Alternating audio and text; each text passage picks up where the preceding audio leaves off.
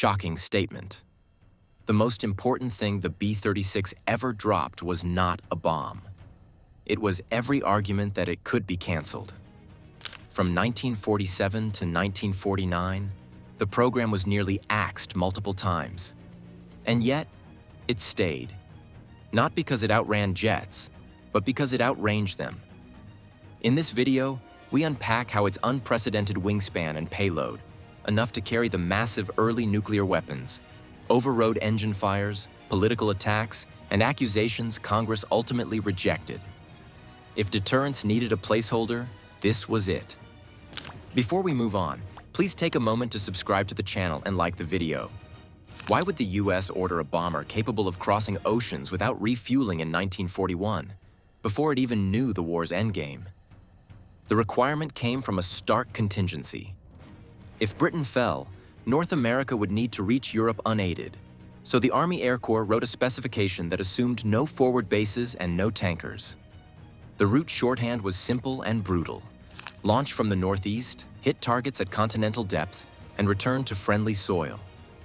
In practice, that meant a Gander to Berlin round trip with a real bomb load at high altitude and with enough reserve to absorb weather and diversions. Those numbers forced an argument with physics.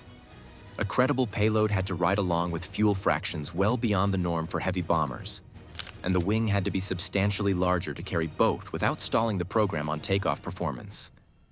Weight grew because structure scales faster than we like when span grows, and drag follows mass unless you manage the surface cleanly. So every choice leaned toward range first and everything else came second. Convair's answer was a laminar flow wing with a deep section and long chord. It reduced profile drag at cruise and created volume. Fuel filled the thickness, and a crawlway allowed systems access in flight. 6 Pratt & Whitney R4360s sat in pusher configuration on the trailing edge. Keeping the leading edge clear preserved that low drag boundary layer and removed prop wash turbulence from the most sensitive part of the wing. The airframe was sized with margin for growth because payload estimates were trending upward, not downward. Early limits showed up immediately. Wartime metallurgy constrained alloys and heat treatment, so weight targets slipped. The R4360S ran hot under high BMEP and suffered when turned backward. Carburetors and induction paths behaved badly, and mixture control at altitude became a maintenance problem rather than a checklist item. Production lagged as priorities shifted late in the war, and the prototype's first flight landed in August 1946, well after the original emergency had passed. Alternatives on hand could not satisfy the premise as written. The B-29 and B-32 were effective within their design envelopes, but the Intercontinental radius with a substantial payload and no tanker support sat outside those envelopes. The assumption that early nuclear stores would be large pushed designers toward volumetric efficiency and span that only a new airframe could deliver. It was therefore a strategic bet. Accept complexity, accept weight, guarantee reach when basing is unknown and the weapons are bulky. The logic held in 1941. By the time the airplane moved under its own power, jet propulsion was ascendant and money was tightening. So, the aircraft entered a post-war landscape already moving on. The premise that justified it, no Allied bases and giant bombs, looked dated by 1946, just as contracts and tooling matured. That created the vulnerability. The program's politics and physics were locked together, sunk costs and long timelines on one side, and a rapidly shifting threat and technology base on the other. Now the money tightens, the services realign, and the B-36 becomes a target rather than a trophy. How do you defend an aircraft when its own engines threaten it on takeoff? Early service in 1948 met a peacetime Congress that wanted savings, not sprawling maintenance lines. Procurement officers were told to cut Piston-era projects while culture pivoted to jets. Into that climate arrived a bomber that was heavy on the ramp, slow in the climb, and demanding on crews who had to manage 6 complex radials across long sorties. Reliability became the first talking point. The R4360S ran hot under sustained power, and backward-mounted carburetors created mixture headaches that translated into detonation risk, power loss, and, in the worst cases, fires. Range looked excellent on paper and remained the bright spot, but speed and ceiling trailed the threats that were now being defined by jet performance. The fix came with a sting. The B-36D added 4 J-47-19 jets in underwing pods. 6 turn-in and 4 burn-in cleaned up the takeoff roll, improved climb, and allowed a high-speed dash that pushed past 400 miles per hour. Crews lit them for departure, for the step to altitude, and for the short sprint across defended airspace. Then they shut them down to let the Pistons shoulder the cruise. That solved the runway problem and raised the dash speed, but it rewrote the fuel plan. Jet burn rates carved into endurance, so commanders had to pick between margin and velocity. Top speed climbed to roughly 435 miles per hour. Service ceiling moved toward 50,000 feet. Range remained long, quoted up to 12,000 miles. Yet the practical combat radius narrowed when the jet stayed on for longer segments. Operations adjusted. Featherweight configurations stripped the airplane to gain miles. Featherweight I removed defensive hardware. Featherweight 2 removed comfort items and reduced crew load. Featherweight 3 did both.